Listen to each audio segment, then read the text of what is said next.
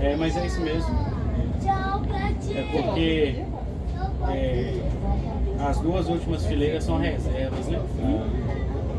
57 pessoas, geralmente vem 64 pessoas. Ainda tinha 57, geralmente vem 64.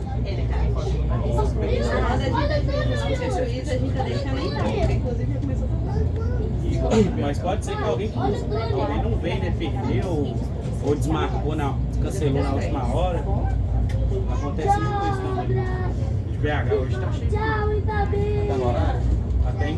Tem então calma, deixa eu ver. Mas, você sabia que tudo isso daqui em Itabira? 17 minutos de atraso já. Eu cheguei em Nova Era.